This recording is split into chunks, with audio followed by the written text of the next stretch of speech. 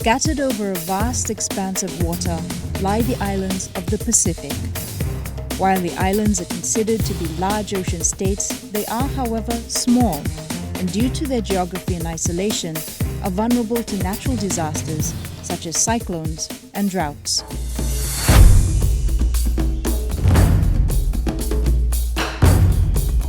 The European Union has been a fervent supporter and partner to Pacific countries over many decades. The partnership with Pacific governments is an important one. And this is exactly what makes our future partnership so special. Strengthening our direct political relationship and tailoring our cooperation to each region so that we can work together on specific needs and challenges in the interest and benefit of our people. I have no doubt that this will make us stronger in our journey to achieve sustainable development for all. Climate change is a global issue, and the Pacific Island countries are some of the most vulnerable. Pacific countries and the EU are committed partners in the fight against climate change and disasters. Narikoso, a coastal village on the island of Kondavu in Fiji, is confronted with coastal erosion, resulting in several houses needing to be relocated. More recently, the Narikoso village in Fiji has had to relocate, and actually GIZ have supported this relocation. But yes, due to the climate hazards that are happening in the world today, the sea is rising. I think that relocation will be a big challenge and a big issue in the future. So based on the vulnerability assessment, we identified areas that were termed as the red zone and others that were in the safe zone. So the red zone is what determined the number of houses who are to be part of the relocation in Narikoso village. Adapting to climate change and sustainable energy, or ACSE as it is known, is one of several projects of the European Union implemented by GIZ in partnership with the Fiji National Disaster Management Office, or NDMO. So I think the European Union plays a big part in supporting countries like Fiji in addressing climate adaptation in the region. One of the core values of the European Union is supporting the rule of law and the respect for human rights.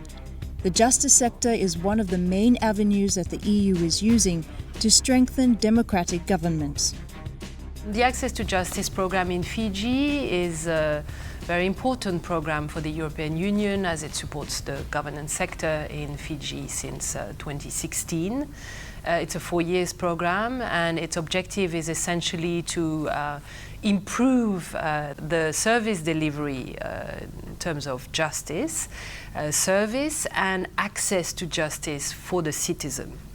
We have opened up branches throughout Fiji, as many places as possible. And what we also do is we conduct community awareness programs.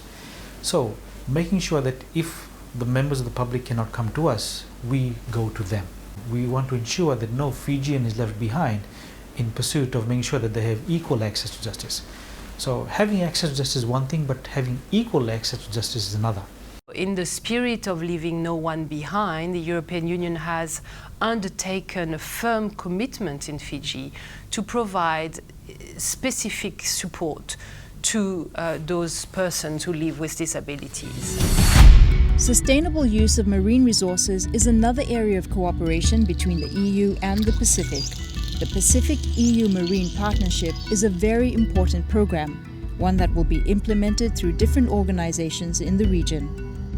This program, the Pacific-European Union Marine Partnership, will try to work at different levels with different stakeholders, covering oceanic fisheries, covering coastal fisheries, working with the community to empower them to play an important role in the management of the resources, working with the private sector that has an important role to play to increase the benefit from the fisheries coming from the Pacific, and working, of course, with the countries and the competent authorities. An important component of the program is building the capacity of the stakeholders. A Pacific Regional Fisheries Inspectors Training Workshop was recently held in Fiji. The focus is to develop the capacity of our Pacific Islands the countries that are already exporting to the European Union, and also the countries that are pursuing other markets in understanding market requirements and also in the application of those requirements in those countries. To be honest, without the European Union in the last couple of years, we wouldn't have come up this far because they've really helped us. Gender equality is an important value enshrined in the European political and legal framework. In the Pacific, one of the issues that has drawn the attention of the EU for a long time is the issue of violence against women and girls. Years, months of experiencing violence, that she finally gets the courage to walk through our doors and ask for help. The Pacific Partnership to End Violence Against Women is also unique in the way that for the first time we have a partnership between the European Union, institution government of the Pacific region, but also UN agencies, what we call the CROPS agencies, so the Pacific Island Forums, the Secretary of the Pacific Communities, but we also have a partnership with the Australian. So the Australian have also joined this program, and together we are committing towards this important cause. With this particular project and with the European Union's support, we have been able to work out a new partnership strategy which engages FWRM with community-based organizations such as faith-based groups, self-help groups, farmers groups, trade unions, and other organizations, so that we take what we know to them. The Pacific offers for that a wealth of knowledge and a wealth of practices, and this is something that we are not, as European Union, trying to bring external model, but we are actually really trying to promote the best possible approaches that suit the Pacific. The right to water and sanitation in the world is an important one for the European Union. Working across the Pacific region, the EU is trying to reach the most vulnerable areas, ensuring that no one is left behind. Well, there's a huge demand for water and sanitation projects in the region. There are many partners involved. Of course, we have to select priorities, and we cannot attend all needs in all countries, so we have to select and to focus in the priorities of the countries. So yes, we have been engaged in water and sanitation because this was the demand of the countries. I think that probably in the future we will continue working with it because I think it's still a priority for many. We would like to acknowledge the tremendous support from the European Union, because out of the National Indicative Program allocation we were able to access other sources of funding that we have all integrated into the water and sanitation sector. Public finance management and budget support are areas where the EU is working closely with governments to assist with the development and implementation of their national strategies. Budget support is a modality where we can relatively quickly enhance funding. So if there is a disaster like it was the case for Fiji or for Vanuatu, we have an ongoing budget support. We can very easily add another 20% under a disaster management program and provide the funding to the government under budget support.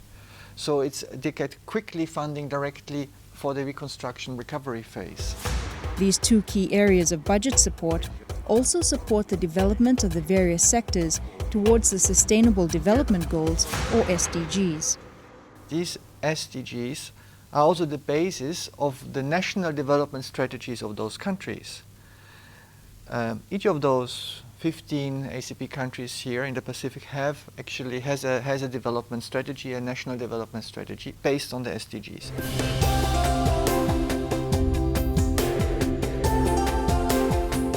The European Union is committed to supporting the Pacific leaders' vision for a region that is peaceful and secure. A region where there is stronger economic integration and where sustainable management of natural resources and the environment is maintained.